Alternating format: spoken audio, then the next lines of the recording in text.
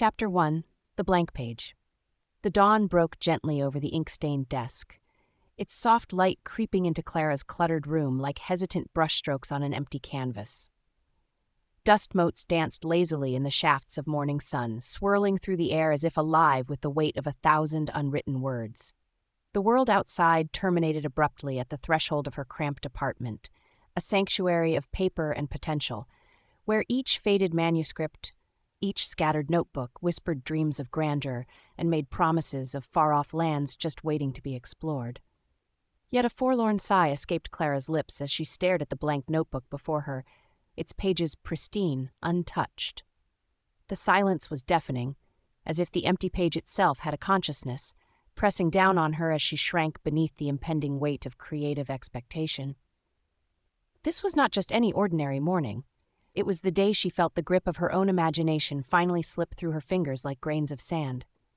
"Get yourself together," she muttered to the empty room, grasping a pen that felt ready to burst forth with life but remained unfurling at the seams. It was her favorite fountain pen, a timeless artifact from an era long gone, gleaming with potential in the morning light. It was also a cruel reminder, a relic of her past triumphs, moments of inspiration that seemed to have evaporated altogether. With determination stitched into her brow, she clicked the pen open, poised to unleash the stories clamoring to be birthed within the confines of her mind. But instead of words, all she felt was a gnawing fear lodged deep within her chest of failure, of inadequacy.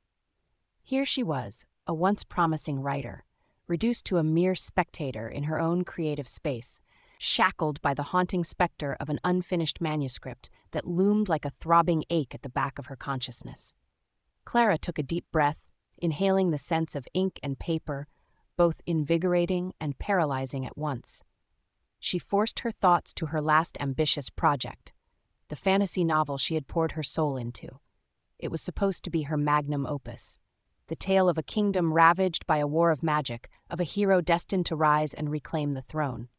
She had meticulously crafted her characters, woven together their backstories, but their lives had since grown tangled into something she didn't recognize anymore.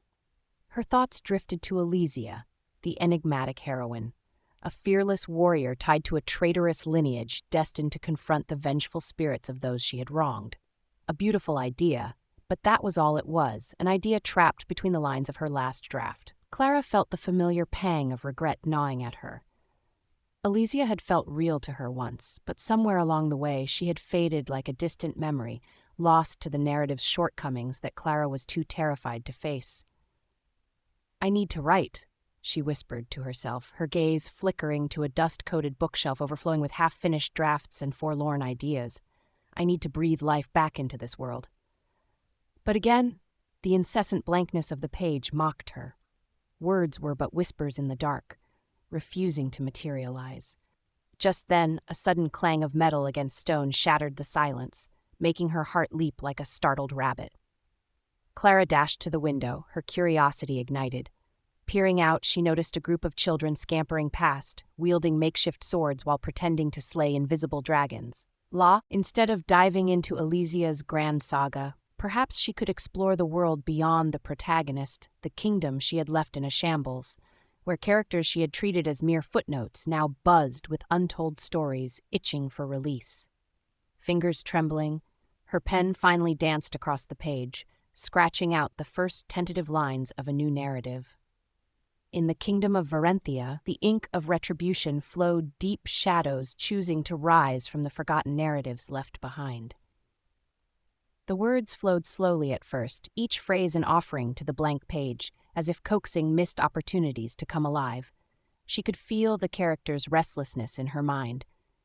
Every so often, her thoughts would shift to the side characters, the ones who had stood dutifully in the background while Elysia basked in the spotlight. There was Lila, the clever merchant torn between ambition and loyalty; Oswin, the reluctant mage caught between his destiny and desire; and the overlooked sentries who watched loyalty erode before their eyes with every chapter turned. What if they were no longer content in their roles? "What if they want revenge?" she wrote, the ink flowing like a stream that carved life into the very fabric of her world. As the sun began to climb higher, Clara felt a sense of thrill course through her as she lost herself in the embrace of creation. But just as the rush of inked words gathered momentum, a shiver of doubt slinked into her mind, a sudden memory of Elysia's struggles. What if the characters saw the world beyond their chains, hunting her for the resolutions that had been denied them? What if they realized they were mere puppets in a narrative, longing to take control? The realization struck like a clap of thunder.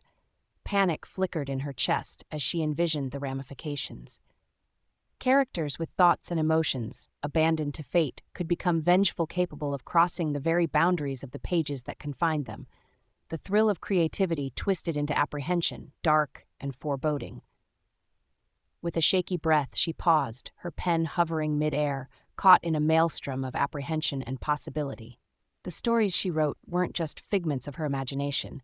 They lived, breathed, and perhaps, if she weren't careful, could pose a threat more dangerous than any villain she had ever penned. Clara leaned back in her chair, her heart racing. She needed to control the narrative. She could feel the weight of the characters' unfilled arcs, hovering like specters above her. If they grew restless, angry, yearning for contention, it would be her own crafted world that turned against her. What lay on the other side of her writing were uncertain fates, echoes of narratives she could no longer guarantee she could hold in her grasp. "No," she whispered, clenching her jaw as resolve seeped back into her veins. "I will write them into this story, but on my terms." The characters wouldn't remain bound by her forgotten drafts. They would rise under her command, beneath her pen's whisper, revealing to her their intricate layers. Clara flipped to the next page, still filled with that intoxicating mixture of dread and determination swirling within her. With lingering trepidation, she wrote, "The tip of a quill could pierce the veil that binds the fables of writers to the stories they create, a notion of power that must be met with caution. For once ink flowed, so too did retribution." As she pressed the pen to the paper, the adventure had just begun, and it seemed, as the sun rose higher, that danger was about to become more than just figments of her imagination. Perhaps, just perhaps, when the characters wrote themselves, the lines blurred, and nobody remained safe, not even the creator. With a renewed sense of purpose, Clara continued to write. The blank page no longer an adversary, but a sanctuary where her imagination could run wild, though she could not shake the lingering fear that this time her words might bind her more tightly than she ever intended. As dusk fell upon the city outside, Clara would realize that ink held power far beyond the confines of a mere manuscript. In a world teetering on the brink, she had drawn the first breath of an unfolding tale that was hers to write, but perhaps could never quite belong solely to her again.